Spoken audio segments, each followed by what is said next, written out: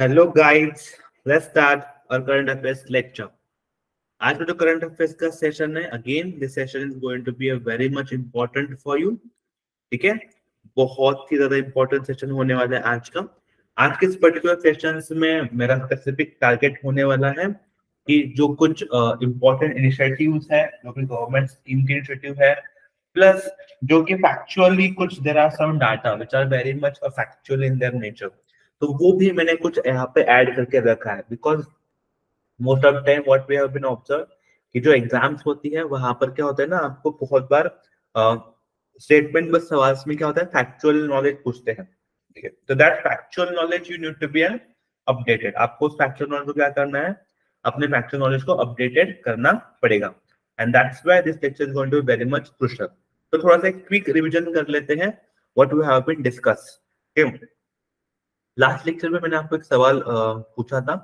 ठीक है, तो recently there is one very important initiative that we have to be remember this thing कि world bank द्वारा जो है, वर्ल्ड बैंक ने specifically I can say even one more thing like regarding the Asian development bank. इसके regarding में एक सवाल हमने किया था कि Asian development bank has decided that they will fund almost $400 million. They will fund a $400 million. Okay, Asian Development Bank has decided that they will fund the $400 million. To what? They decided to fund it for the railway project. They decided to fund it for the railway project. Okay, the $400 million rupees for the railway project. Why? Because they need to promote, because they wanted to promote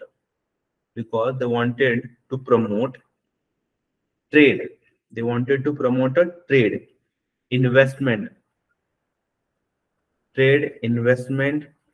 and tourism in this particular country. जो भी country उसके में they wanted to promote like they wanted to promote a trade, they want to promote the investment and they want to promote a tourism in that particular country itself. ठीक है, particular country में उनको trade भी promote करना है, investment भी promote करना है एंड टूरिज्म भी प्रमोट करना है. ठीक है, and that is the very much important reason for this particular before launching this railway project. Railway project है, उसको लॉन्च करने का that is very much important initiative. और उस कंट्री में उस रेलवे प्रोजेक्ट की फंडिंग किसके द्वारा करने वाले हैं, एशियन डेवलपमेंट करने वाली है. और we have discussed this country is nothing but very much important country, that is a Bangladesh. ठीक है, which country is this, Bangladesh. ये पर्टिकुलर कंट्री है जहां पर ये सारी इनिशिएटिव होने वाली है. So again this initiative is very much important for your current affairs perspective. You guys need to be aware about this particular thing. ठीक है, I hope you will be know this particular facts. ठीक है, similarly और एक important fact है, अभी बहुत ज्यादा न्यूज में वो पर्टिकुलर फैक्ट रह रहा है. ठीक है, कि अभी जो यूएस का जो ट्रेड है, कैन यू टेल मी कि कौन सा वो कंट्री है, ठीक है, कौन सा वो कंट्री है, विच कंट्री जिसके साथ इंडिया का सबसे ज्यादा ट्रेड डेफिसिट है. कौन सा वो कंट्री इंडिया का सबसे ज्यादा ट्रेड डेफिसिट है. ठीक है, एट वेरी फर्स्ट बहुत सारे लोगों को ट्रेड डेफिसिट का बारे में पता नहीं होगा. There is one concept called the balance of trade. How to identify balance of trade? Balance of trade is equal to export minus import. This is balance of trade. If your balance of trade मतलब if your exports are greater than your import, ठीक है, then we called as the balance of trade का surplus. Why the surplus? Because आपके exports क्या है, ज्यादा है, और आपके इंपोर्ट्स क्या है, कम है. दैट्स व्हाई योर बायोटी क्या है, आपका सरप्लस है. लेकिन if your exports are less than your import, if your exports are less than your imports, then it is called as a balance of trade का deficit. It's called balance of trade का deficit है. ठीक है, what do you mean balance of trade का deficit? इसका मतलब है आपके एक्सपोर्ट्स क्या है, आपके एक्सपोर्ट्स कम है और आपके जो इंपोर्ट्स है वो क्या है, आपके ज्यादा है. That is called balance of trade का डेफिसिट है. ठीक है, नाउ अब in this case and what I am asking कि ट्रेड डेफिसिट, तो इंडिया का ट्रेड डेफिसिट किस कंट्री का सबसे ज्यादा है, मतलब कौन सा वो देश है जहां पर हम एक्सपोर्ट्स कम करते हैं लेकिन वहां से इंपोर्ट तो हम ज्यादा कर लेते हैं. तो रिमेंबर दैट कंट्री है आपकी चाइना. तो ये इंडिया का चाइना के साथ जो है ट्रेड डेफिसिट बहुत ज्यादा है. अप्रॉक्स बोलो, approx something 77 to some $79 billion billion dollar का हमारा क्या है, ट्रेड डेफिसिट है विद द चाइना, क्या विद द चाइना। सिमिलरली अगर मैं ट्रेड सरप्लस के बारे में बात करूं तो India has a very huge trade surplus, मतलब जिस देश को हम ज्यादा एक्सपोर्ट करते हैं लेकिन उनसे खरीदते कम है, अगर इन देशों की अगर हम गिनती करें तो उनमें सबसे ज्यादा ट्रेड सरप्लस हमें मिलता है with the country of US. या अगेन बहुत लोगों को शॉक लगेगा लेकिन हाँ, it is very much true that with US we have this trade surplus, ठीक है, and with China we have a trade deficit, ठीक है, that's again very important. Now next thing is that why this thing is news, अभी news में क्यों चल रहा है, बिकॉज अभी एक रिपोर्ट पब्लिश हुई है, उस रिपोर्ट में लिखा गया है कि अगर आप ट्रेड वैल्यू देखोगे, ठीक है, ट्रेड तो जो वॉल्यूम देखोगे between India and Russia, India and Russia और ट्रेड वॉल्यूम देखोगे फ्रॉम जनवरी टू सितंबर, अगर जनवरी टू सितंबर अगर आप ट्रेस करोगे मतलब लास्ट 9 मंथ का ट्रेड अगर देखोगे तो दैट लास्ट 9 मंथ का trade has cross the limit and it become almost a 50 billion dollar, 50 billion dollar, imagine this huge humongous jump.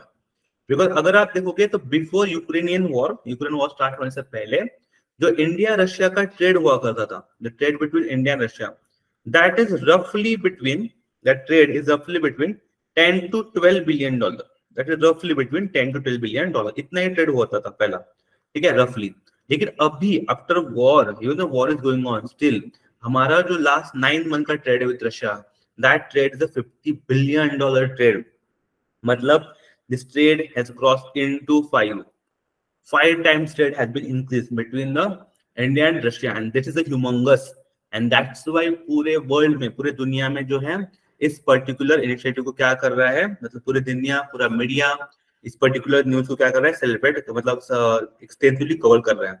इसमें से और एक सवाल आपसे को ले इमर्ज हो जाता है कि फिर रशिया का सबसे बड़ा ट्रेडिंग पार्टनर कौन है, if this question has been asked, Russia का सबसे बड़ा ट्रेडिंग पार्टनर कौन है, तो रिमेंबर रशिया का ट्रेडिंग पार्टनर है चाइना, रशिया का ट्रेडिंग पार्टनर कौन सबसे ज्यादा, China is a huge trading partner for Russia.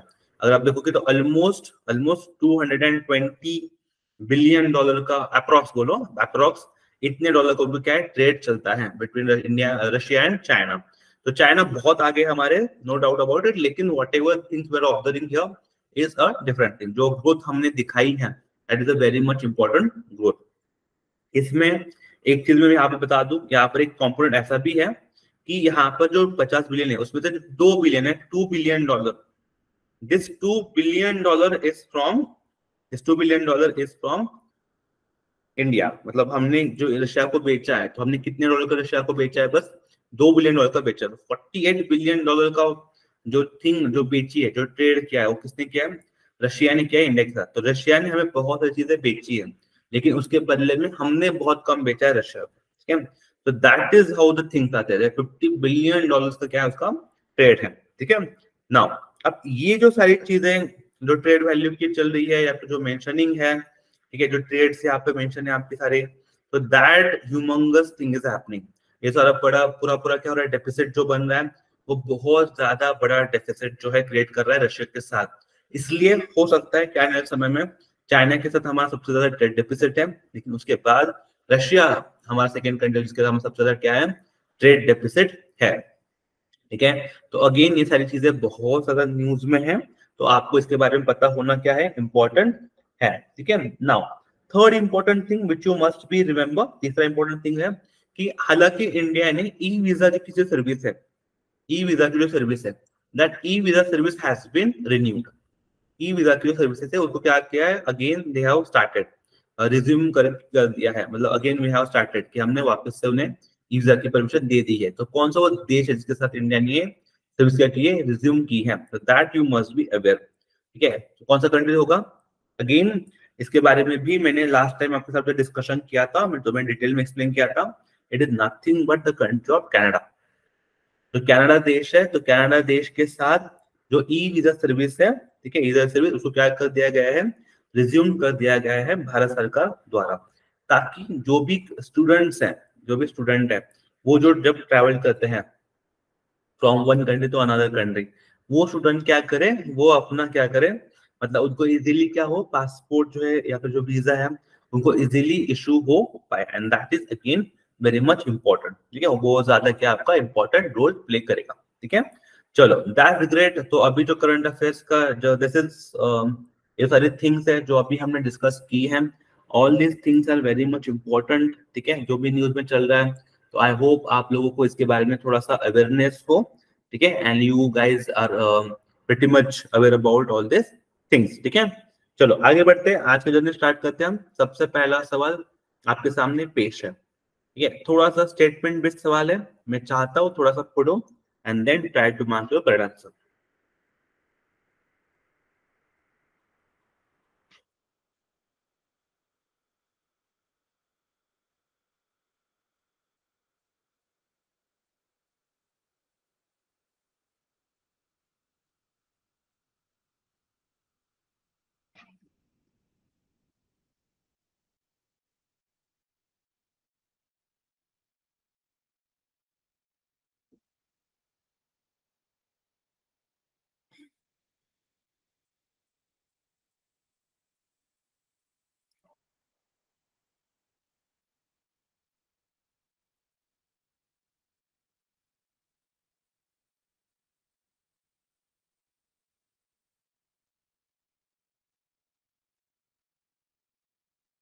चलो आई होप कि आप लोगों ने थोड़ा सा इसके बारे में सोचा होगा। ये जो पर्टिकुलर देखो यहाँ पर सबसे ज्यादा इम्पोर्टेंट क्या है ना, when you are reading it, यहाँ पे क्या लिखा है देखो, एम्पलीफाई 2.0 पोर्टल, यहाँ पे क्या लिखा है, amplify 2.0 portal. This is again very much important, amplify 2.0 statement. तो सबसे पहले ना देखो, एम्पलीफाई का मतलब क्या होता है, मतलब they need to be a increment, ठीक है। तो यहाँ पर लेकिन जो एम्पलीफाई वर्ड है आपका, इसका if I want to tell you the meaning amplify का, तो यहाँ पे मीनिंग क्या है एम्पलीफाई का, वेरी सिंपल मीनिंग यहाँ पे। जैसे ए यू स्टैंड फॉर असेसमेंट, यहाँ पे क्या है आपका assessment and monitoring, assessment and monitoring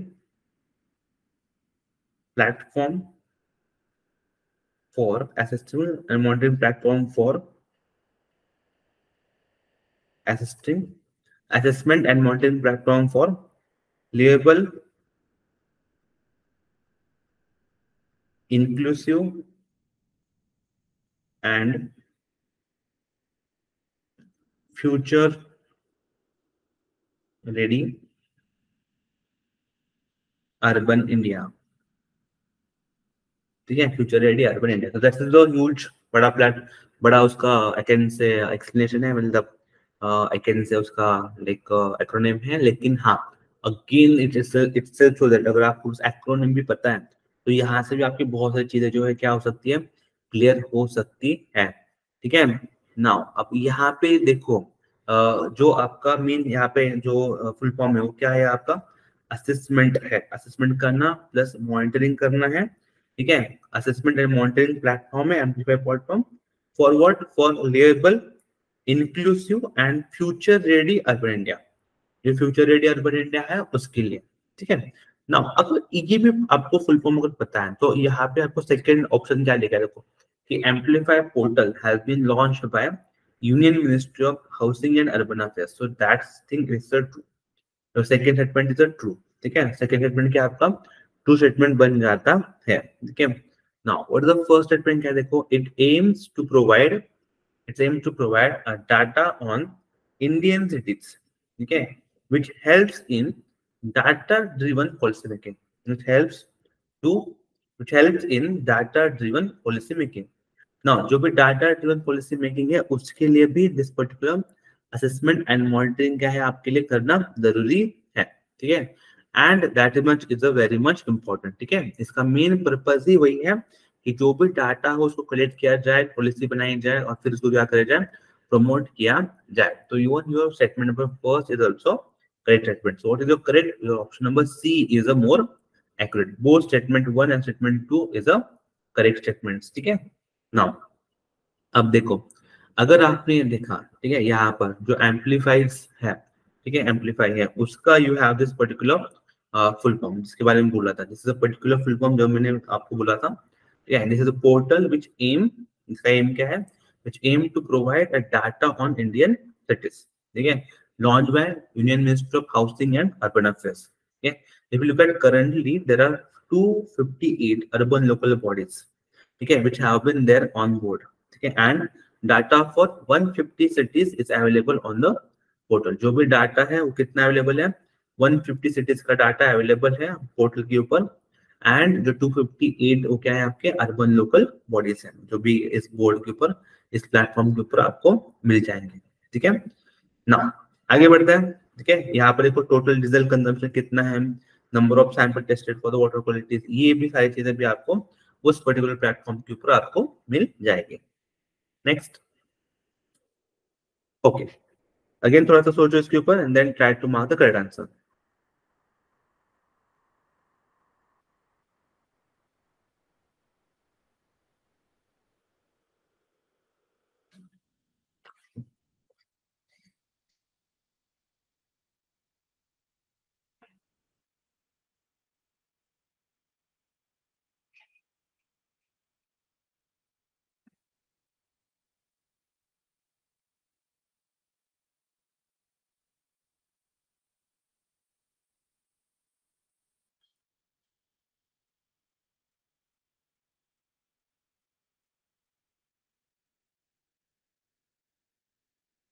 okay, चलो, आई होप आप लोगों ने थोड़ा बहुत कुछ सीखा होगा फॉर दिस पर्टिकुलर स्टेटमेंट।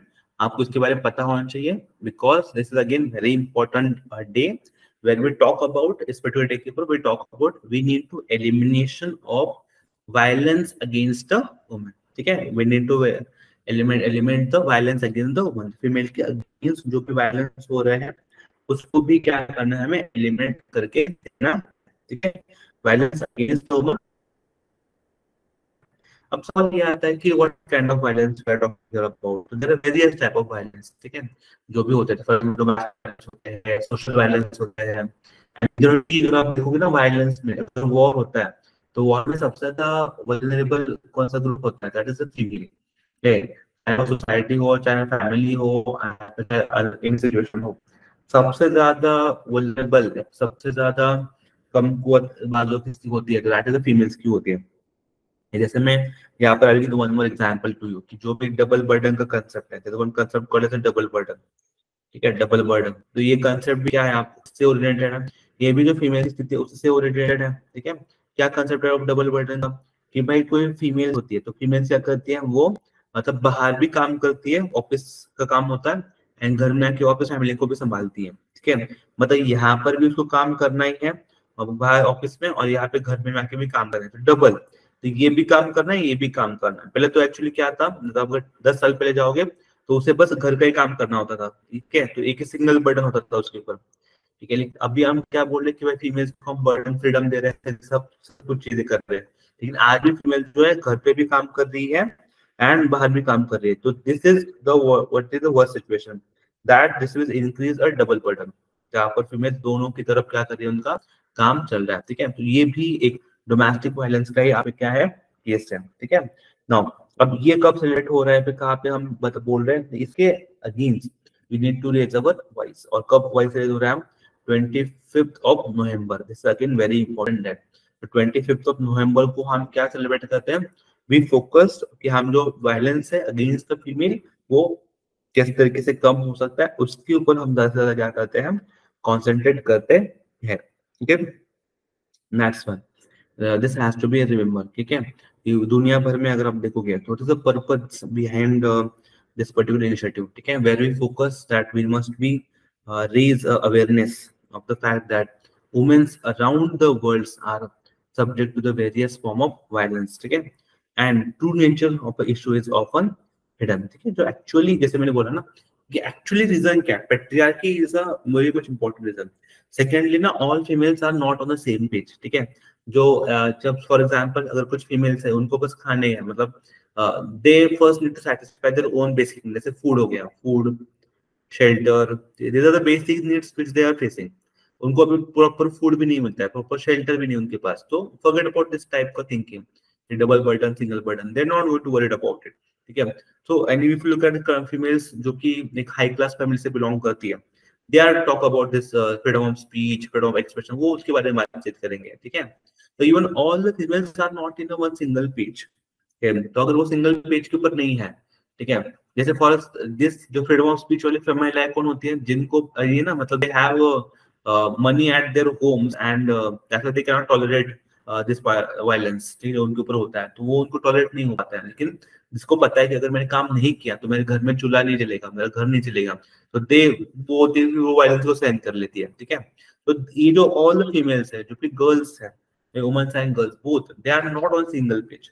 तो first we need to unite them, या first we need to unite them. तो हमें समझाना पड़ेगा, you must to come together, और फिर आप अपने होंगे तभी सारी चीजों को हम क्या कर सकते हैं, एलिमेंट कर सकते हैं। You must unite them, and once you unite them फिर हम क्या करेंगे, will end violence against the girl. ठीक है, जब आप लोग यूनाइट हो जाओगे, जब आप लोग इकट्ठा होगे, तभी हम क्या कर सकते हैं, हम इसको क्या कर सकते हैं, एलिमेंट कर सकते हैं। जो भी वायलेंस हम कर रहे हैं उसके खिलाफ हम आवाज उठा सकते हैं, ठीक है। Now that's great, I hope आपको जो पॉइंट है समझ में आ रहा है। नेक्स्ट क्वेश्चन आपके लिए पेश है,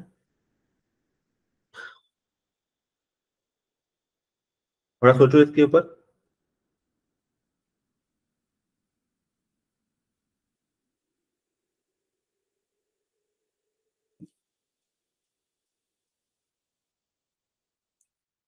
yes, again one of the very important questions जो भी यहाँ पे मेंशन है, that national milk day, one of the very very important.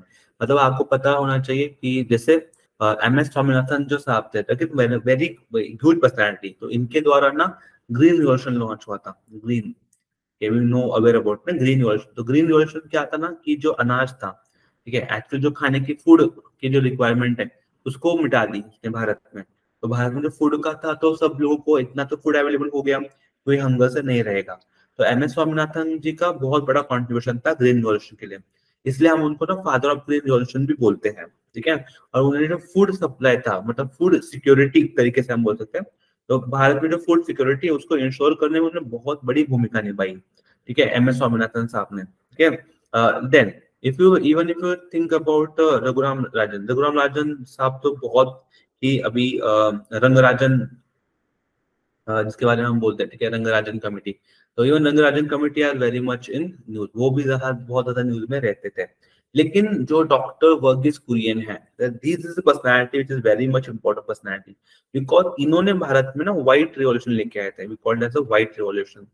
White revolution किसके बारे में लिखे आए थे, तो इन्होंने इंडिया में पर्टिकुलरली आके जो मिल्क प्रोडक्शन है, उस मिल्क प्रोडक्शन को क्या कहते था, बढ़ावा दे दिया था, ठीक है, मिल्क प्रोडक्शन, ताकि मैक्सिमम जो लोग हैं कंट्री के, तो मैक्सिमम लोग क्या कर सकते हैं, आपका मिल्क प्रोडक्शन कर सके। एंड जो लाइक आई कैन से, जो भारत की जो मिल्क डेयरी है, मिल्क इंडस्ट्रीज हैं, उनको जोड़ सके, ठीक है, अलग अलग तरीके से। तो भारत में व्हाइट रिवॉल्यूशन लाने का काम किसने किया था, डॉक्टर वर्गीस कुरियन साहब ने किया था। तो इसलिए उनको एक नाम भी पता है आपको, milk man of India. If somebody ask you कि किसको बोलते हैं, तो उन्हीं को हम बोलते हैं milk man of India. who is the milkman of India? Doctor Varghese Kurien is a milkman of India. तो इनके जो जन्मदिन है, इनकी जो बर्थ एनिवर्सरी है, दैट इज 26 ऑफ, इसलिए उनका जो बर्थ है 26 ऑफ नवंबर, ये इन ऑर्डर टू उनके लिए ही हम क्या करते हैं, 26 ऑफ नवंबर को क्या मानते हैं हम, नेशनल मिल्क डे मनाते हैं, ठीक है, नेशनल मिल्क मनाते हैं, because in order to give respect to his work. Okay. Now, अगर आप आज भी देखोगे ना, तो आज भी दूध का बहुत ही बड़ा उत्पादक है भारत, ठीक है। कंजम्पशन के मामले में तो हम अच्छे ही हैं, लेकिन हम जो अगर दूध के उत्पादन के बारे में बात करें, कंजम्पशन के बारे में बात करें, तो one of the very high countries में हमारा रैंक आता है, ठीक है। क्या आपको पता है कि भारत में अगर देखो ना, तो सबसे ज्यादा दूध कौन से स्टेट में प्रोड्यूस किया जाता होगा, what do you think, which Indian state has produce produce high amount of milk, कौन सा वो स्टेट है भारत का जो सबसे ज्यादा मिल्क को प्रोड्यूस करता है, ठीक है। हाईएस्ट मिल्क प्रोड्यूसिंग स्टेट कौन है, हाईएस्ट मिल्क प्रोड्यूसिंग स्टेट कौन है भारत में, what do you think, if I give the option that Rajasthan is highest producing state, Uttar Pradesh, Maharashtra, Madhya Pradesh, ठीक है, या फिर कर्नाटका, क्या है, कर्नाटका, कौन है जो हाईएस्ट मिल्क प्रोड्यूसिंग स्टेट है इनमें से, ठीक है। तो remember you have to be aware about this particular thing, कि उत्तर प्रदेश जो है that is the highest milk producing state in our country. सबसे ज्यादा हाईएस्ट मिल्क प्रोड्यूस करने वाला कौन सा स्टेट है आपका, उत्तर प्रदेश जो है आपका सबसे हाईएस्ट मिल्क प्रोड्यूसिंग स्टेट है, ठीक है, अगर मिल्क प्रोडक्शन की बात की जाए तो। इवन अगर आप देखोगे milk production in the world, अगर हम, ये तो मैं बस भारत के बारे में बात कर रहा हूँ, मतलब with in India, this is what I am talking about with in India, with in India. तो विद इन इंडिया में के बारे में जब हम बात करते हैं प्रोड्यूसिंग ऑफ स्टेट के बारे में, तो वहां पर उत्तर प्रदेश आपका क्या आता है, रैंक 1 पे आता है, वहां पे सबसे ज्यादा जो है आपका मिल्क का प्रोडक्शन होता है। लेकिन even if I look at entire world, अगर मैं दुनिया के बारे में बात करूँ, विद इन वर्ल्ड कौन है, विद इन वर्ल्ड भी हमारा जो प्यारा भारत है, it's highest milk production state. हमारा जो भारत है वो सबसे ज्यादा हाईएस्ट मिल्क को क्या करता है, प्रोडक्शन करता है, ठीक है। हाईएस्ट मिल्क प्रोडक्शन स्टेट कौन है हमारा दुनिया में, तो हमारा तो यूपी है, लेकिन दुनिया के बारे में बात करूं तो भारत ही दुनिया में सबसे ज्यादा मिल्क को प्रोड्यूस करता है। एंड इसके पीछे वन ऑफ द कंट्रीब्यूटर कौन है, तो doctor Varghese Kurien is one of that personality, ठीक है। तो आई होप आप इनके बारे में अभी अच्छे से जान रहे हो। स्पेसिफिकली अगर मैं बात करूं, ठीक है, स्पेसिफिक में बात करूं, तो ये जो डे है 2014 में, 2014 में हमने स्टार्ट किया था, ठीक है। The father of white revolution से बोलते हैं डॉक्टर वर्गीस कुरियन, ठीक है। तो हम 2014 से हर साल जो है एवरी ईयर हम 26 ऑफ नवंबर को इनका बर्थ एनिवर्सरी के कारण मिलके मनाते हैं, ठीक है। इवन दिस डे किसने फिक्स किया था, the day was fixed by all dairy measures of the country, including आपके जो नेशनल डेयरी डेवलपमेंट बोर्ड है, आपका नेशनल डेयरी डेवलपमेंट बोर्ड है, प्लस इंडियन डेयरी एसोसिएशन है आपका, ठीक है, along with 22 state level milk federation. तो उन सब ने मिलकर जो पर्टिकुलर डिसाइड किया था, हाँ this day will be celebrate, ठीक है। जब जैसे बोला दुनिया में इंडिया लार्जेस्ट एंड हमारे स्टेट में, कंट्री में उत्तर प्रदेश इज लार्जेस्ट, ठीक है। चलो, तो ये सारे फैक्ट्स है, आपको सारे फैक्ट्स याद होने चाहिए। नेक्स्ट, हाँ, when is the constitutional day we observe, हम भारत का संविधान दिवस कब मनाते हैं। देखिए, अब ना सबसे बात पहली बात समझो, constitutional is very crucial, very much important for us. कोई भी देश हो उसको अगर रन करना है, ठीक है, तो उसके रनिंग के लिए constitution day is very much important, बहुत ज्यादा। आप ना एक काम करो, आप ये तारीख याद रखना, ठीक है, 26 ऑफ नवंबर ये तारीख इंपॉर्टेंट है। Then 20 like 26 of January is very important, and then you have 15 अगस्त, 15 अगस्त, ये तीनों तारीख आपको इंपॉर्टेंट है। अगर हम बात करें ईयर का, तो 26 नवंबर 1949, 26 ऑफ जनवरी 1950 एंड 15 अगस्त 1947, ठीक है। This is a day, this is a day when India become independent. हम यहाँ पे क्या बोलते हैं, इंडिपेंडेंट बने थे। This is the day when India become independent, that's 15 अगस्त 1947 celebrated independence day, okay. This is a day from where our constitution, constitution जो है हमारा, ठीक है, उसका जो इम्प्लीमेंटेशन है that has been started. Constitution का इम्प्लीमेंटेशन, मतलब कॉन्स्टिट्यूशन को इम्प्लीमेंट करना कब स्टार्ट हुआ था, 26 जनवरी 1950 को। इसलिए कॉन्स्टिट्यूशन ही हमारा क्या है, लोगों द्वारा बनाया गया है फॉर द पीपल, ठीक है। कॉन्स्टिट्यूशन क्यों बनाते हैं हम, ठीक है, to the people and for the people, इसलिए तो बनाते हैं। तो इसलिए इसलिए बोलते हैं रिपब्लिक, लोगों द्वारा ही चलाया जा रहा है, लोगों द्वारा ही लोगों को रेगुलेट किया जा रहा है, that's why it's called as a republic, ठीक है।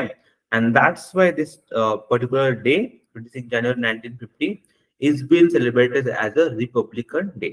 तो रिपब्लिक डे मनाते हैं, जिसको हम प्रजासत्ताक दिन बोलते हैं, ठीक है, 26 ऑफ जनवरी को, ठीक है। यहाँ से हमारा संविधान क्या गया था, जो इम्प्लीमेंट है पूरे भारतवर्ष में इम्प्लीमेंट किया गया था। लेकिन हमारा संविधान बना कब था, तो हमारा संविधान जो है, कॉन्स्टिट्यूशन रेडी कब हुआ था, तो कॉन्स्टिट्यूशन रेडी हुआ था 26 नवंबर 1949 को। कॉन्स्टिट्यूशन क्या हुआ था, रेडी हो गया था, इट हैज बीन मेड, ठीक है। लेकिन इम्प्लीमेंट हमने कब किया था, 26 जनवरी 1950 को इम्प्लीमेंट कर दिया था। तो ये जो पर्टिकुलर सिनेरियो है, ये आप सबको पता होना चाहिए, ठीक है। नाउ अब यहाँ पे ना I can ask you the one question specifically to those people who are preparing for the SSC, कि ये जो गैप है, ये जो गैप है, why is it 2 month gap. अगर कॉन्स्टिट्यूशन हमारा बन ही गया था 26 नवंबर 1949 को, तो उसको हमने इम्प्लीमेंट करने के लिए 2 महीने क्यों वेटिंग किया? Why we wait for this 2 months? 2 महीने फिर वेटिंग क्यों है यहाँ पर? That is a huge question in front of us, ठीक है? आपको पता होना चाहिए कि ये वेटिंग क्यों हुई थी। इसके लिए I just give you one hint, ठीक है? एक लाहौर अधिवेशन है, लाहौर अधिवेशन है, ठीक है, जो कि नेहरू द्वारा रावी की जो रिवर है, रावी रिवर है, उसके किनारे के ऊपर नेहरू जी द्वारा ये अनाउंसमेंट किया गया था, ठीक है? कब किया गया था? 1929 को एक अनाउंसमेंट किया गया था, ठीक है? क्या अनाउंसमेंट था पता है? अनाउंसमेंट ये था कि आने वाले 26 जनवरी से, 26 जनवरी मतलब 1930 में पूरा भारत इंडिपेंडेंट डे सेलिब्रेट करेगा। कौन सा डे सेलिब्रेट करेगा? इंडिपेंडेंट डे सेलिब्रेट करेगा, ठीक है? मतलब हमारा इंडिपेंडेंट डे कौन सा होना चाहिए? 26 जनवरी 1930 होना चाहिए, ठीक है? ये डिक्लेयर था। इवन हम उस समय आजाद नहीं थे, फिर भी हमारे जो फ्रीडम फाइटर थे, नेहरू जी उनके लीडर थे, तो नेहरू जी ने बोला था कि आजादी तो हमें बाद में मिलेगी, लेकिन पहले हमें मन से आजाद होना है। पहले हम मन से हम आजाद हो जाएंगे, फिर देश को बाद में आजाद हो जाएंगे, लेकिन पहले हम खुद तो आजाद हो जाए। तो खुद को आजादी, खुद ने ही मान लिया था कि हम आजाद हैं। और कब मान लिया था? इसलिए उस आजादी को सेलिब्रेट करना है, तो 26 जनवरी को हम सेलिब्रेट करेंगे आजादी दिवस। That is said by the Nehru, and that's why वहां से ऑनवर्ड 26 जनवरी 1930 को हम इंडिपेंडेंस डे मनाते थे पहले। लेकिन हिस्ट्री हमेशा आपके अकॉर्डिंग नहीं चलती है, ठीक है? तो हिस्ट्री में कुछ चेंजेस हो जाते हैं, इसके कारण 26 जनवरी 1930 कैंसिल हो जाता है और 15 अगस्त 1947 को हम इंडिपेंडेंस डे मनाते हैं, ठीक है? दैट हिस्ट्री चेंज हो जाता है, 26 अगस्त 1947 को हम इंडिपेंडेंस डे मनाना स्टार्ट कर देते हैं। लेकिन ये तारीख हमारे लिए बहुत ज्यादा इंपॉर्टेंट थी। This date is very much important for the Indians, and that's why we wait for the 2 months and we start implementing our constitution from the 26 जनवरी 1950, ठीक है? यस, इसलिए हम इसको रिपब्लिक डे मनाते हैं, that's why we have it, ठीक है? Now this is very important, ठीक है? That's why what is the correct answer? 26 of November is the correct answer. I hope you are remember about it, ठीक है? यहाँ पर अभी जो हमने डिस्कशन किया है वो सारी चीजें मैंने यहाँ पर आपके लिए मेंशन करके रखी है, ठीक है? उसको हम संविधान दिवस, and who is the father of संविधान, ये कॉन्स्टिट्यूशन जो बनाने हैं उधर फादर ऑफ कॉन्स्टिट्यूशन, ठीक? तो Indian father of Indian constitution कौन है? डॉक्टर भीमराव बाबा साहब अम्बेडकर। वो क्या है? फादर ऑफ इंडियन कॉन्स्टिट्यूशन है, ठीक है? नाउ इवन कॉन्स्टिट्यूशनल असेंबली के बारे में यहाँ पर मेंशन करके रखा है मैंने। कॉन्स्टिट्यूशनल असेंबली जो है वो सेटअप इन 1946 में उसका एस्टैब्लिशमेंट है, and under which mission? Under cabinet mission plan of 1946 को बनाया गया था, ठीक है? एंड जो उनके if you look at the assembly was first meeting of assembly कब हुई थी? 1946 को हुई थी, 9 दिसंबर 1946 को हुआ था, ठीक है? यस, एंड ओल्डर असेंबलीज उसके बने थे, एंड दिसंबर 11 1946 को असेंबलीज डॉक्टर राजेंद्र प्रसाद साहब के वो क्या बने थे? जैसे परमानेंट चेयरमैन बने थे। मतलब यहाँ से भी मेट स्टार्टिंग किए हैं, एंड 26 नवंबर 1949 को हमने क्या किया? फिनिश किया। तो ऑलमोस्ट आप 2 साल वेट, 2 साल 11 महीने, ठीक है? 2 साल 11 महीने तक चला है इस पर्टिकुलर संविधान दिवस, ठीक है? जो कॉन्स्टिट्यूशन है ऑलमोस्ट 2 साल 11 महीने तक हमने क्या किया? इसको लिया है in order to make our constitution, ठीक है? And we all, as a very much active citizen of this country, we must support our Sanvidan. We must believe in our constitution, because if somebody asks you what is your God, the constitution is our God, because it's a very much a torch bearing for us, ठीक है? बहुत मेहनत करके हमारा संविधान जो है बनाया गया है, ठीक है? अभी भी आप अगर देखोगे ना तो अभी भी इंडिया में बहुत सारा डिबेट चलती है, जैसे आर्टिकल 1 के ऊपर डिबेट चल रही है अभी। आर्टिकल 1 क्या है? किसके बारे में डिबेट चल रहा है? आर्टिकल 1 में लिखा गया है कि इंडिया ये संविधान किसका है? इंडिया दैट इज भारत, ठीक है? हमारे संविधान में खुद ने लिखा है, ठीक है, कि इंडिया ही भारत है, ठीक है? तो हम आप इंडिया को भारत बोलो या फिर भारत को आप इंडिया बोलो, कोई दिक्कत नहीं है, कोई चेंजेस नहीं है, बिकॉज दोनों नाम के आपके सिमिलरली है, ठीक है? India that is a Bharat is a union of states, ठीक है? नाउ ये आपको क्या करना पड़ेगा? फिर अभी ये नाम के ऊपर चर्चा चल रही थी ना, तो संविधान ने खुद ने ऑलरेडी हमें ये 2 नाम देके रखे है कि भाई भारत का नाम ही इंडिया है और इंडिया का नाम ही क्या है? भारत है। इवन अगर आप अभी देखोगे तो रिसेंटली हमने आर्टिकल 370 के ऊपर भी डिबेट किया है, वो भी किससे एसोसिएटेड है, आपके संविधान से एसोसिएटेड है। आर्टिकल 370 संविधान से एसोसिएटेड है, तो वो भी क्या किया है हमने, उसको भी हमने अभी सॉल्व किया है, उसको भी हमने क्या किया, अभी रिज्यूम किया है आर्टिकल 370 को भी, ठीक है। Now even that is very much important for us, ठीक है। तो वो भी आर्टिकल 370 को हमने क्या किया, रिमूव किया है, that is a temporary provision, लेकिन अभी उसके बारे में भी न्यूज में चल रही है, तो आपको उसके बारे में पता होना चाहिए, ठीक है। नाउ आई होप आपका ये जो पूरा डिस्कशन है जो हमने किया है ऑन दिस पर्टिकुलर टॉपिक, इस पर्टिकुलर डे, आप जो है इसको आराम से अच्छे से समझ लोगे, ठीक है ना। आगे बढ़ते हैं, नेक्स्ट क्वेश्चन आपके लिए है, SBI has received a nod from RBI to buy how many shares of Karur Vyas Bank? थोड़ा सोचिए and then let me know the correct answer.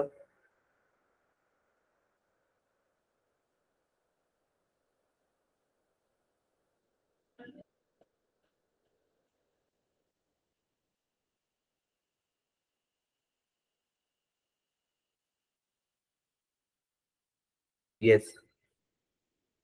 I hope आप लोग थोड़ा सा इसके बारे में सोच रहे हो।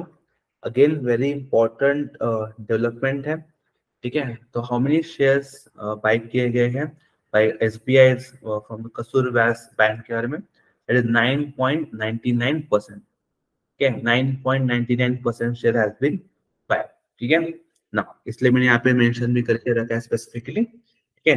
जो SBI म्यूचुअल फंड है, ठीक है, SBI mutual fund that got permission from RBI, RBI से उनको परमिशन मिला है that they can buy up to 9.99% share, ठीक है, in Kasur Vyas Bank Limited, ठीक है। This approval was given based on SBI mutual funds request, RBI को request उन्हें साइन कर दिया गया था, ठीक है। Remember SBI mutual fund cannot own more than 9.9% of the bank share altogether. Okay. If their ownership goes below to 5%, they need to approval from RBI to increase it to 5% for more of the share, ठीक है। और अभी उन्होंने कितना approval मिला है, और 9.9% का अप्रूवल मिला है, और उससे ज्यादा नहीं मिल सकता है। Next, now again very important question, थोड़ा सोचिए and then let me know current. इसके बारे में मैंने लास्ट लेक्चर में मैंने बोला था कि एनिमल्स, जो इंपॉर्टेंट एनिमल्स है उसके रिगार्डिंग मैंने आपको नोट्स दे के रखा था कि कौन कौन से एनिमल अभी न्यूज में है और कौन कौन से एनिमल से एसोसिएटेड कुछ प्रोग्राम चल रहे हैं। तो उसके बारे में मैंने बोल के रखा था आपको लास्ट टाइम में, तो मैंने वहां पे आपको समझाया था कि तमिलनाडु गवर्नमेंट का एक बहुत ज्यादा इंपॉर्टेंट इनिशिएटिव है, ठीक है। तो उसमें आपको बोलना है कि उस इनिशिएटिव का नाम क्या है।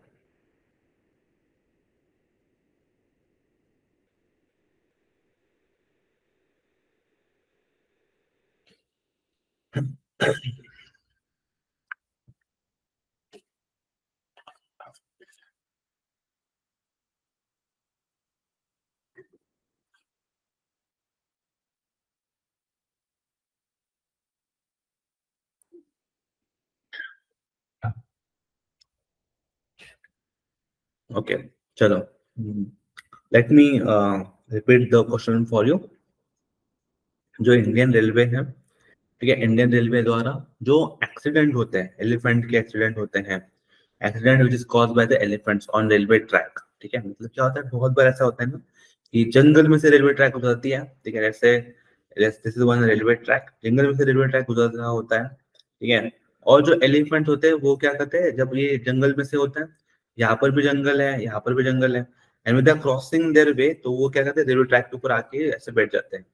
तो बहुत बार क्या होता है, रेलवे को बहुत करीब आके उसको देखता है कि यहाँ पे एलिफेंट बैठा है करके, और मोटा में वो उनके कोलाइड हो जाता है दोनों। तो बहुत ज्यादा एक्सीडेंट होते हैं, बहुत ज्यादा डैमेज होता है, रेलवे को भी होता है मेजोरिटी टाइम्स, लाइक एनिमल्स की भी डेथ हो जाती है। तो that is very much warming thing, ठीक है, वेरी मच डेंजरस थिंग, ठीक है। तो इसके लिए बचने के लिए स्पेसिफिकली ना मैं बात करूँ तो ये कहाँ पे आपको मिलेगा ना, अगर आप तमिलनाडु छत्तीसगढ़ ये जो एरिया है, ठीक है, वहां पर अगर आप जाते हो, ठीक है, तमिलनाडु जो एरिया है आपका, तमिलनाडु है, छत्तीसगढ़ है, आसाम है, झारखंड है, वो जो पर्टिकुलर स्पेसिफिकली एरिया, ठीक है, वहां पर अगर आपको मिल जाएगा, ठीक है, वो जो पर्टिकुलर एरिया है, स्पेसिफिकली एरिया है, ठीक है, वहां पर अगर आप जाओगे तो वहां पर स्पेसिफिकली आपको जो है ये सारे एक्सीडेंट्स जो हो रहे हैं एलिफेंट्स के, उसके के जो रीजंस है तो वो मिल जाएंगे, ठीक है। And that's why government has decided, railway, Indian railway has decided that we will launch a Gajraj Suraksha, we will launch गजराज सुरक्षा। ये जो पर्टिकुलर टेक्नोलॉजी है, ठीक है, Gajraj Suraksha, this technology has been introduced by the Indian Railway. This technology has been introduced by the Gujarat Suraksha technology has been introduced by the Indian Railway because they wanted to fight against the accidents caused by the elephants on railway track. Gujarat Suraksha. Okay. Now, just need to be remembered. Okay. Now, this is called as the Gujarat Suraksha. Okay. Technology. This will focus on to prevent accident caused by elephant on railway track. Okay. Yes, and इसमें क्या होने वाला है? We are going to use a AI-based algorithm and network of sensitive optical fibers cable which detect elephant coming close to the railway track, and its objective to save the elephant dying in a train accidents. Yes, specifically कहाँ पे planning चल रही है? जैसे मैं बोला कि Tamil Nadu, waste Bengal, Chhattisgarh, Kerala, Assam, Jharkhand, Orissa, majority यहाँ पर आपको एलिफेंट्स पाए जाते हैं। स्पेसिफिकली आप देखोगे तमिलनाडु गवर्नमेंट भी इसमें बहुत ज्यादा क्या करता है, इनिशिएटिव ले रहा है। नेक्स्ट सवाल आपके लिए है, यस, थोड़ा सोचो इसके सवाल के ऊपर, again very important question.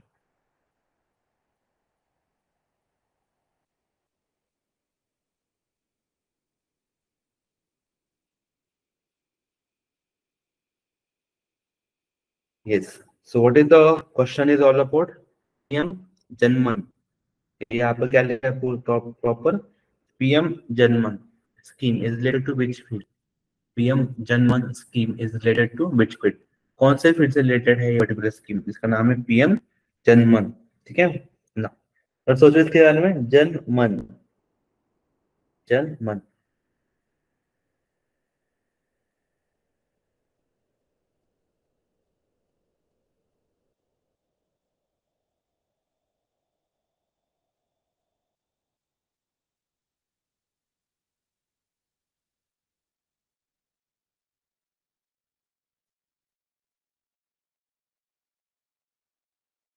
Yes, okay. तो आई होप आप लोगों ने थोड़ा इसके बारे में सोचा होगा।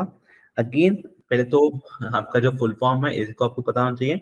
जनमन स्कीम का जो फुल फॉर्म है, that full form is associated with the प्रधानमंत्री, ठीक है, प्रधानमंत्री आपके पीएम, जन स्टैंड फॉर जनजाति, प्रधानमंत्री जनजाति, आदिवासी,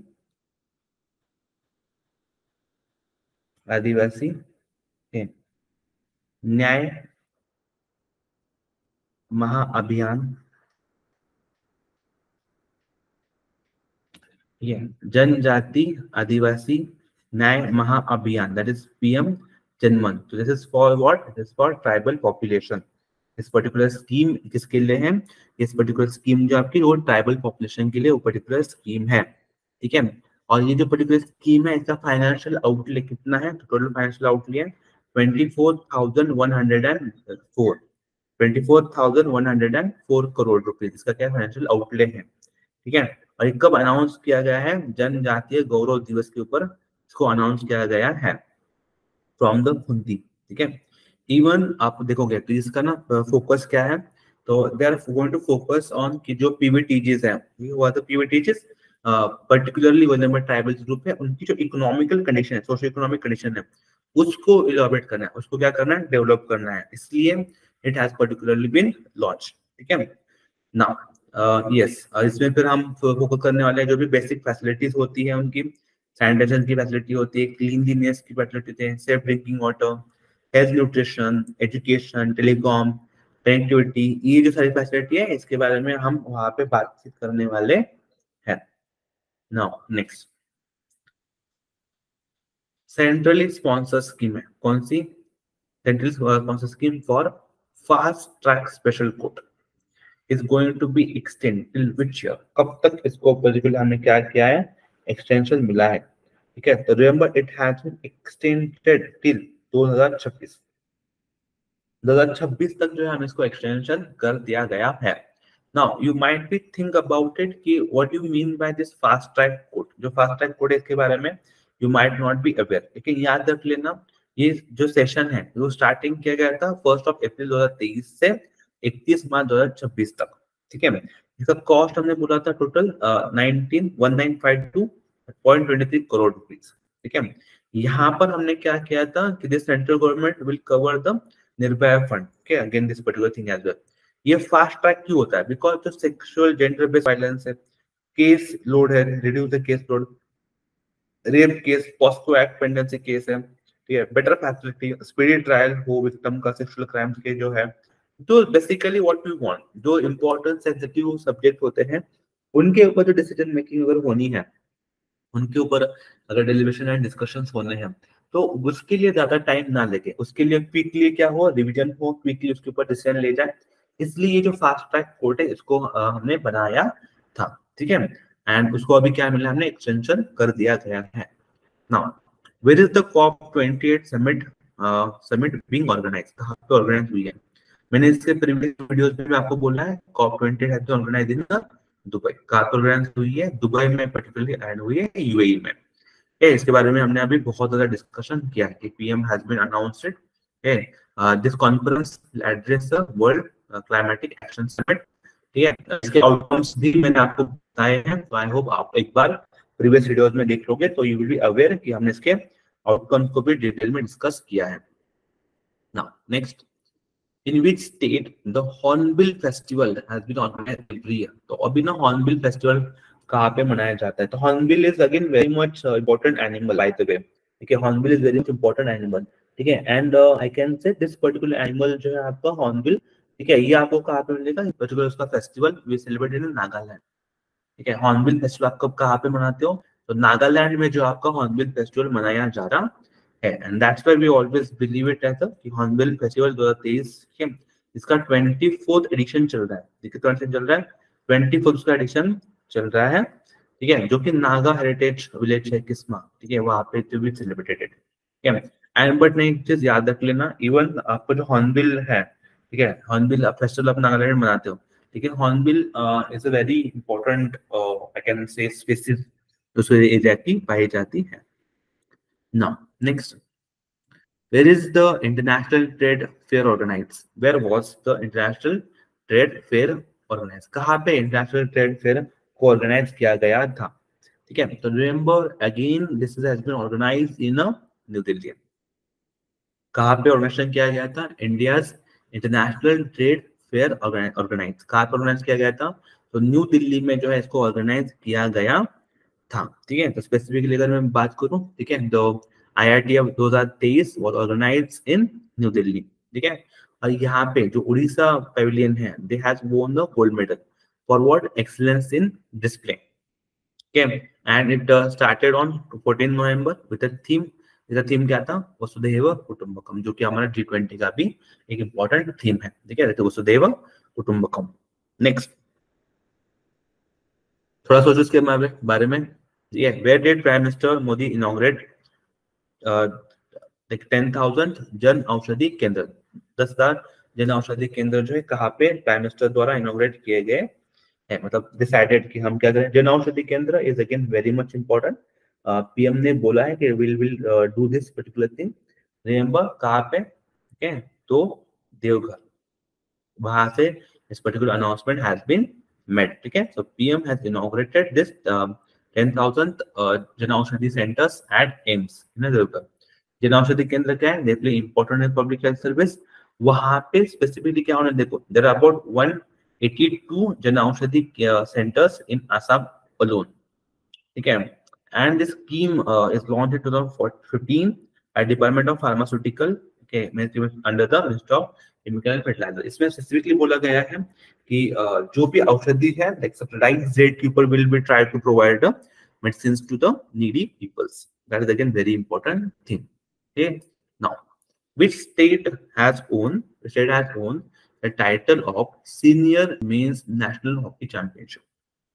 बोलो, इसके बारे में हमने डिस्कशन करके रखा था, if you are been aware, कि किस टीम को जो है मिला है senior mens national hockey championship award. तो remember this award is received by the Punjab. ये किसको मिला है? पंजाब जो स्टेट है उनको जो है particular this national hockey championship award उनको मिला है। ठीक है, यहाँ पर मैंने स्पेसिफिकली मेंशन करके रखा है कि पंजाब की जो हॉकी टीम है, they have won this particular award by defeating the Haryana. इसको हराया है, हरियाणा को उन्होंने हराया है, ठीक है। Whereas the तमिलनाडु है, Tamil Nadu team has stood for the third in this particular tournament, ठीक है। और कहा ऑर्गेनाइज किया गया था Chennai, it was organised in Chennai. तो 3 फैक्टर याद रखो, जो mens senior mens national hockey championship है, senior mens national hockey championship है, ये कहाँ पे ऑर्गेनाइज की गई थी, और चेन्नई में ऑर्गेनाइज की गई थी, ठीक है। यहाँ पर कौन जीता है, पंजाब जीता है। रैंक सेकंड कौन है, हरियाणा है। रैंक थर्ड कौन है, आपकी तमिलनाडु की आपकी रैंक थर्ड पे है, ठीक है। ग्रेट, आगे बढ़ते हैं। Essentially, the cabinet has approved a central sector scheme, to provide drones to which group? कौन से ग्रुप को ड्रोन्स प्रोवाइड करने के लिए, ठीक है, सेंट्रल सेक्टर स्कीम को अप्रूवल मिला है, ठीक है। Remember this has been made for the in order to support women self help groups, जो फीमेल्स की जो सेल्फ हेल्प ग्रुप है, ठीक है, उन सेल्फ हेल्प ग्रुप्स को प्रमोट करने के लिए this has approval has been made, ठीक है। नाउ, ठीक है, द ग्रेट ड्रोन्स, ठीक है, to grant drones to women's self groups, okay, this is central sector scheme, okay, has been approved by the Indian government with the outlay of rupees, okay, 1,261 crore, okay, where we have planned to want to provide a 15,000 chosen groups of women's drones from 2026 के बीच में, ठीक है। Now next, anganwadi, ठीक है, protocol for divyang children is launch by which minister? Very simple question. Childrens, जो divyang children's है उनके लिए आंगनवाड़ी प्रोटोकॉल, ठीक है, उनका लॉन्च किया गया है। किस मिनिस्टर द्वारा लॉन्च किया? ऑब्वियसली ये IBPS नहीं करेगी, ये तो आपको थोड़ा सा लॉजिकली भी हमको पता है, ठीक है। किसी आयुष मिनिस्टर भी नहीं करेगी, तो ऑब्वियसली कौन सी मिनिस्टर की? आपकी minister of women and child development. तो minister of women and child development द्वारा ही इस पर्टिकुलर इनिशिएटिव को लॉन्च किया गया है, जहां पर अब देखो कौन मिनिस्टर है, Smriti Irani as a minister है। तो उन्होंने बोला है कि ये जो पर्टिकुलर है, ठीक है, ये जो पर्टिकुलर इनिशिएटिव हम कर रहे हैं वो हर एक डिस्ट्रिक्ट में, this will help in each district by supporting a special education plus special nutrition need. जो भी दिव्यांग चिल्ड्रन है उनका स्पेशल एजुकेशन प्रोवाइड किया जाएगा, प्लस जो न्यूट्रिशन नीड है उसको भी ख्याल रखते हुए हम ये पर्टिकुलर पॉलिसी बना रहे हैं।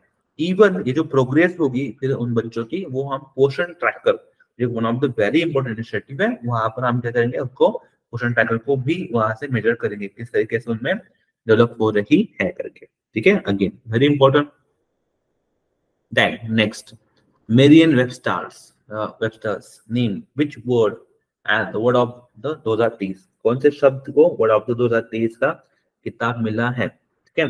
तो I think you all are aware, सबने सुना ही होगा इसके बारे में, ठीक है। ऑथेंटिक, ये जो वर्ड है, ऑथेंटिक ये जो वर्ड है, इसको दिया गया है पर्टिकुलर अवार्ड, ठीक है। इसके बारे में आपको यहाँ पर स्पेसिफिकली मैंने मेंशन भी करके रखा है, ठीक है, यहाँ पर इस चीज के बारे में। Word of the year for 2023 by the Merriam Webster is authentic. The word is used a lot in what we think, right, aim and judge. That is authentic, ठीक है। Authentic means not false or fake. ये authentic शब्द का अर्थ क्या है? Something which is not fake, ठीक है। Similarly, is similar to being a real or